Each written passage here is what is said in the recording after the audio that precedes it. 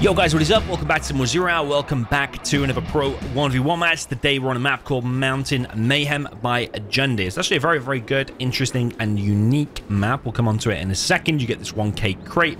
Up at the top left, we have the green beast himself, the USA Laser. This is ViViD. Down at the bottom right of the map, we have the Cyan player with a GLA Vanilla. This is Marakar.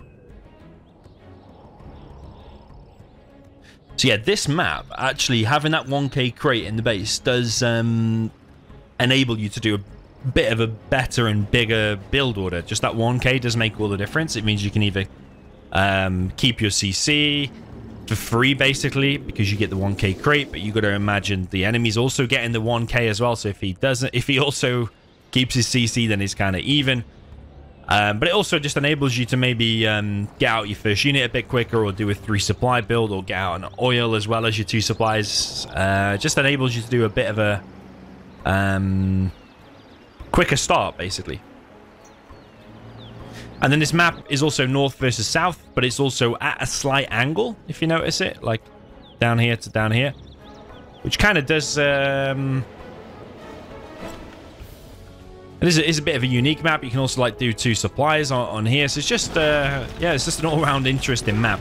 It's also a bit annoying if a player gets like a tunnel here. They can kind of push and you can't like traverse over this cliff bit of terrain. So yeah, I've been playing it quite a lot lately. It's also in the World Series, so you're going to see more of it. It's just an interesting map all around, I think. First technical from Marakar is a TNT. Gets one dozer, goes into the base, gets a V for that as well. It was a full TNT, so is that worth it? Just to, I mean, you don't really count the dozer. It's not economic damage and stuff like that. We're only really counting the V there.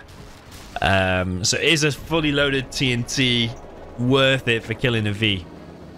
Ideally, you would be wanting to do more. It is a tech RPG next, though, fully loaded. Starts hitting the Chinook. It's done some good damage there. ViViD bringing his Chinooks back a little bit too soon. And Marakar making a mistake there, actually, because he started targeting the strong one. Now running away. I think he'll be happy with doing the damage. Now he's actually able to come in again. Once again targeting the strongest one, but they're both low now. Could he have finished one altogether there? Maybe. Marakar's still on 1 arms dealer. He has got his oil. He's also expanded down in the bottom left. Bunch of technicals now pushing forward. Another technical going around.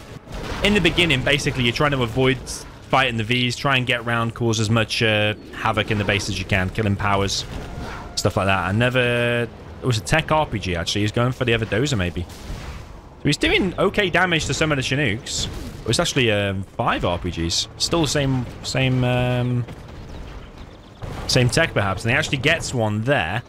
But Marakar's done damage here, but actually not taking out any. So ViViD's still fully collecting on that one as far as he's concerned. Now pushing out with that deadly amount of Vs. How is Marakar going to deal with that? At this point, you've got a decision to make. Do you want to fight that and try and fend it off? Which is going to be very, very hard, especially against a high-level player like ViViD. Or do you want to go around and go for the base trades? So far, looks like he's doing a little bit of both. A bit of harassment back here, whilst also trying to hold this. But is he realistically going to be able to hold against that? Generally, fighting the technicals is easier for the Vs, I think. Gets the War Factory, and I think he's also killed... Oh, has he killed the dozer? No, the dozer's inside of there. He's killed the War Factory. Dozer is hiding for now.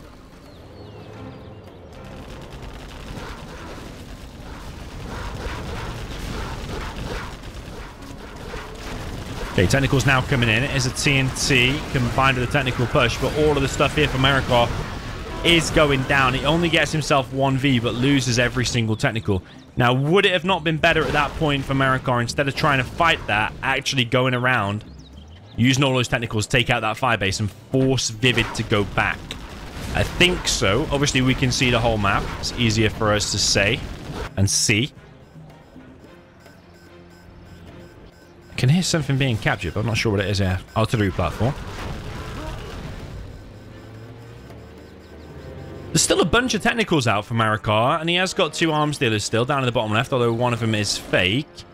I still think Marakar has missed the trick. I think he should have just abandoned the Vs in his base, let them kill what they want. Yeah, sure, they're going to cause a lot of havoc, but you would eventually force ViViD to go back by counter-attacking.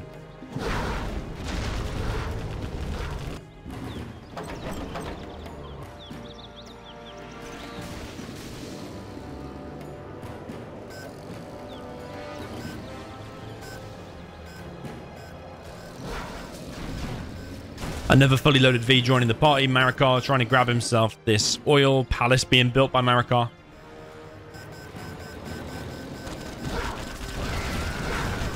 One of the Vs there does get picked off. Marakar's doing okay, actually, because if he can just hold now until he gets that palace, time is on his side. But ViViD is on level 3 now. As soon as that CC's ready, you have to imagine Pathfinder's an A10 or maybe just double A10. Will be winging its way over to Marakar's base. ViViD way ahead in XP.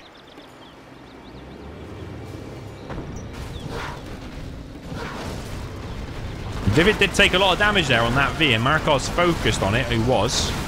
Another V there does go down. This artillery platform is helping out. Marakar losing a lot of technicals, though, and ultimately only killed their 1 V. ViViD with the tow missile now as well. Oh, is that a TNT? That one is a TNT. Very, very hectic here, but again, it's always easier with the Vs. You just click back and they just automatically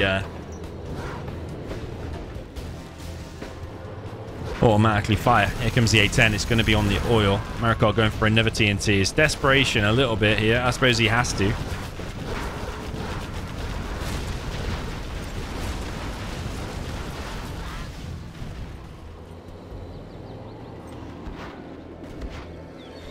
Yeah, it's difficult for the GLA because sometimes you do go for that counter-attack. You might TNT that fire base and go for the counter-attack. But the USA can just bring his dozer and do a base swap and go back over here. And then it can still end badly for you because then he ends up with loads of vetted Vs against the new GLA base up here, which is mainly just tier 1 technicals. Sorry, tech 1 technicals. Vet 1 technicals, rather. And it can still end bad, so... Ooh, whoa, he finally got a decent TNT off there, and he's killing some of the vet 3 Vs. I suppose Perseverance is paying off, and buggies are now coming out. ViViD way, way, way ahead in XP. More Vs are coming across the map.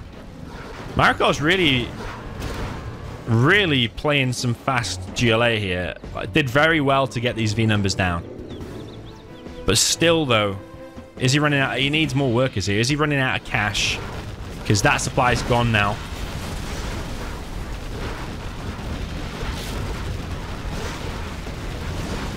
That supply's gone. More and more veterancy and XP for ViViD. Buggy's now coming in from the back. The unload comes in. Jarman Cal coming in at exactly the right time here for Marakar. Missile defenders are getting picked off, which will now allow the buggies to come in. So this army's getting slightly weaker because 4 MDs have been unloaded. But it needs more workers there. I mean, it's too late now. Buggy's getting picked up. 1 V goes down again. Arms dealer gets picked off, but all the meanwhile, ViViD's expanded. He's got his CC in play now. Marakar's really having a go. He is really trying. His market was either cancelled or killed.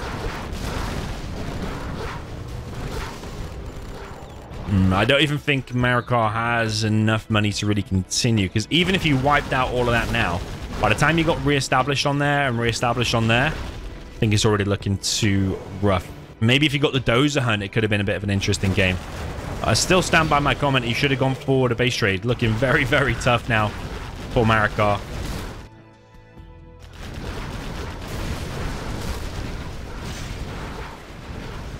Buggy's coming in. Ooh, might get 1V. Yeah, it does get 1V. It's always interesting when the Vs go behind the building, but the missiles for the buggy still manage to hit. Marakar has been defeated. Yeah, fast and ferocious game there. I know some of you like these shorter matches, though, if you're watching it in your lunch break or your regular morning break or whatever at work and stuff. But yeah, very, very high-level game. Marakar versus ViViD. Always going to be a GG.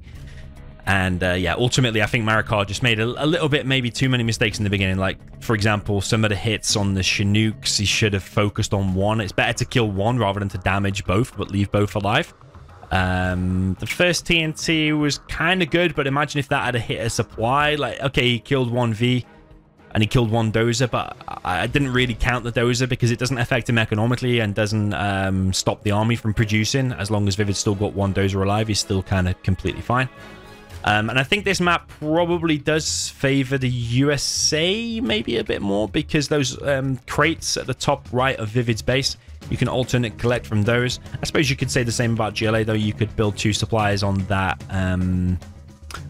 supply. You can build it on either side, and maybe that would have sped up Marakar's collection a bit. Maybe in fact even should have done that, because I think for all of that game, I think he was just on 1 supply on that area when he could have started with 3 supplies, which sometimes Marakar does do, to be fair. But that time he was more aggressive. But that Tech RPG just needed to kill at least 1 Chinook just to weaken him a bit, and he probably should have gone for that base trade that I said. But if you disagree with anything I said, let me know in the comments. I'll be happy to read your thoughts. GG, well played, and I'll see you in the next one.